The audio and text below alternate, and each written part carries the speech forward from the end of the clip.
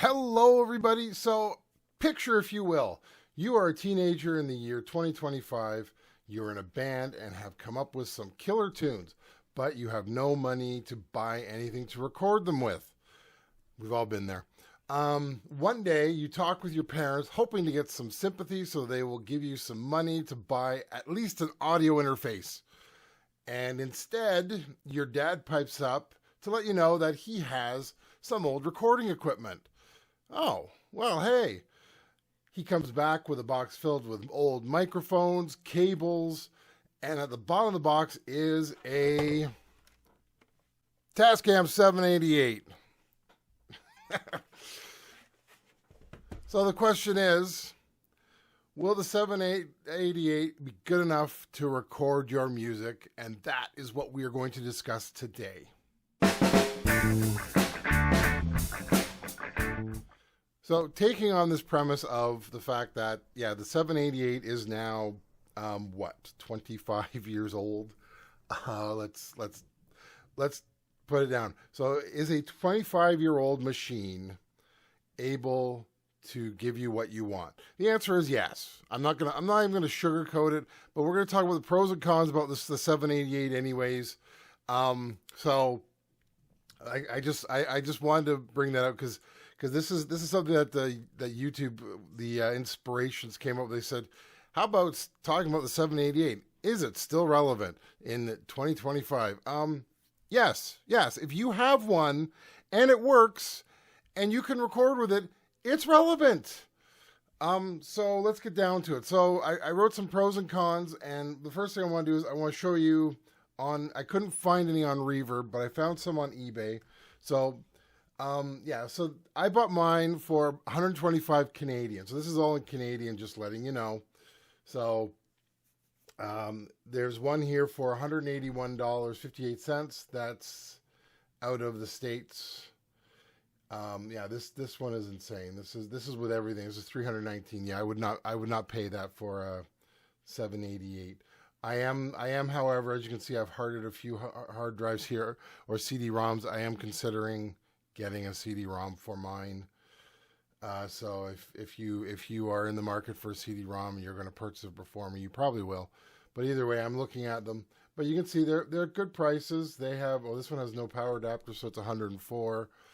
And so 104. This one has no power cable, so you got to find a power cable for it. So they're selling them for about $180 to $300, which is insane. So it's funny. The machine itself is low. The external hard drive or whatever you need to use it is expensive. So that's the first con. They are hard to find. That would be a con right there. They are very hard to find. So what I love about the 788, it's easy to use. First of all, it is just so easy to use.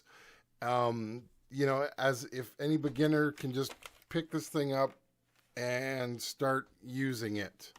Oh, my camera is now running away from me because it can't find me. So I have to remember that. So easy to use. It is great. I love using it. It does have MIDI on it, so it is just standard start stop. Here start here kind of MIDI. It's not as as robust. I'm going to use that word. I hate that word, but I'm going to use it as a 2488, where you can actually have it play the MIDI music for you. So it's not that advanced. It is just a straight start stop and go here to play. So if you have a sequencer, you can do it that way. Most people have sequencers nowadays, so that works out great. Still sounds good. Like if you listen to the song I did where I talk about the fact that I can't say the word MIDI right, and I've been getting better at it, as you can see.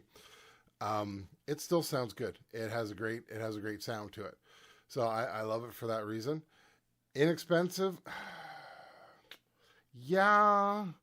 Is it worth the inexpense? Because you're only getting, you're getting 6 or 7 channels as opposed to, spending a little bit more and even going to a 2488, which you can, for some reason, you can find even easier, and they're even cheaper.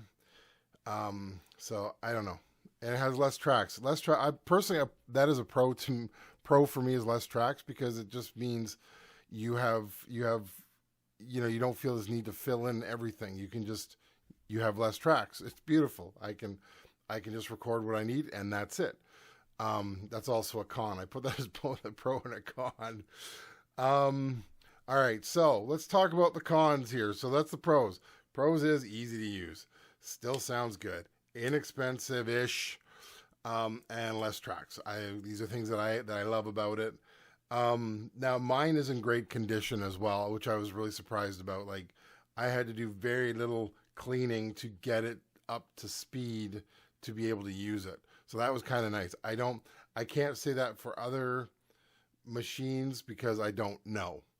Like my 2488 took a lot more work to get it to clean it and get it to run up, get it up to speed. But this thing I had no problems with, and the display on this is beautiful. It's dark. It's easy to read. Even though it's it's a very small display. What is I think it's like 2 inches wide, wide. So it's not a huge display, but it was easy to read and it was easy to work with. And I think a lot of the easy to work with is because it was just clean and it worked and I didn't have to do anything with it. So that being said, let's go to the cons now. There's no XLR ports. As I've said, there's no, so don't move away. I'm right here. See, I'm right here. See there. No XLR ports. Don't run away. I might have to turn this off for certain things. There's no XLR ports. It is balanced. It is balanced TRS ports. You will have to either you'll be lucky enough to get the XLR to TRS adapters that came with the original machine. It came with 2 of them. Why only 2, I don't know, but it did come with 2. If you're lucky enough to get them, if not, you have to go buy them. They're not hard to find, but yes, it's another expense that you got to pay on top of getting it. But they work great. Like I said, I have two adapters for it, and then I use my PZM microphones, which you can see the one here. My finger is on it there, and I pretty much left them. As you can see, my microphones I've left there. They're not properly placed at the moment because they get moved all the time. Damn cat comes in and moves them. But yeah, it works great. So you can do that. But there's no phantom power, so you will have to get an external phantom power source. I recommend, just because I have one and I like it, something like this. This is a Studio Tube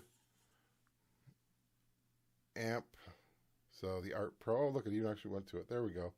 Thank you. No, go to it. There we go. So this has phantom power on it, and you also get a beautiful sound out of this when you use it. So might as well. They're not that expensive. And let's see. So a con will always be mechanical parts.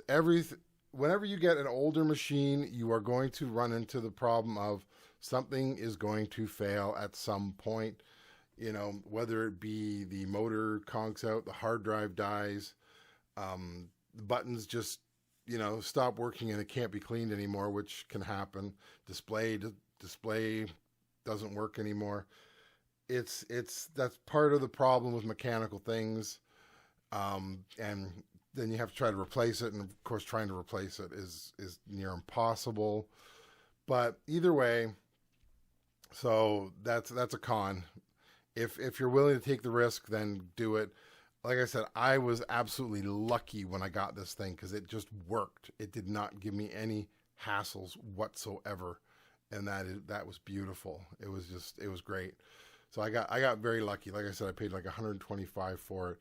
I think I paid $150 for the 2488. So, it was not cheap. Like you'd think, oh well, it should have been around $70. Well, yeah, but it was worth it. It was like I said, it was in beautiful condition, and I love the thing. I'm gonna record again on it. So yeah, hard to find, less tracks, and then the biggest con here is needs an external CD burner to copy files. Now, if you're lucky enough to find one, and as you can see, I have found a few CD burners, and those are going for a lot compared to, I'm just looking on the list here, like here, let me just show you. So that's almost $300 for this one here. These two are almost $300. This is an external, these are both hard drives, so not CD burners. I would probably consider that more. That's not bad. This one I would actually consider buying because it is now it's as is, so it's parts only, so that wouldn't be any good to me because I'd need it to work.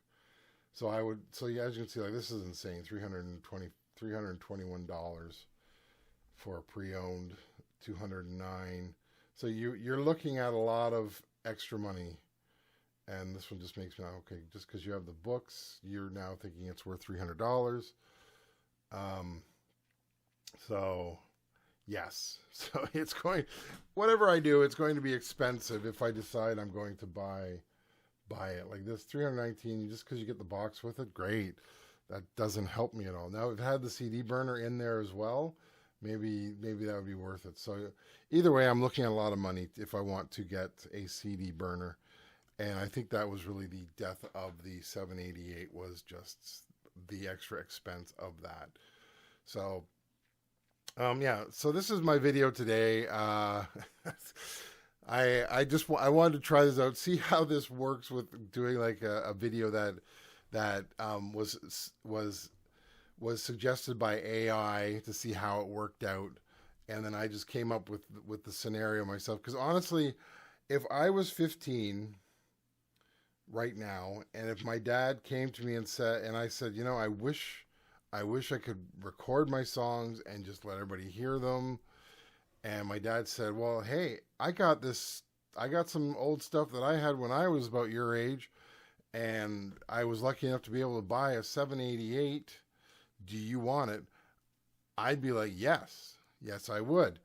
Now, how do you transfer the songs out? Well, you know, that's another story. Then maybe you have to look at getting, you know, you do the stereo outs on this, and then you go into the line in on your computer, if you have a computer at that point, or somebody has a computer. Generally, there is at least one computer in people's houses. I don't know how many people just have phones and tablets at this point. There's always a computer somewhere. So that's another story, though. But either way, I just want to see how this works out. If you enjoyed this, let me know. Like and subscribe.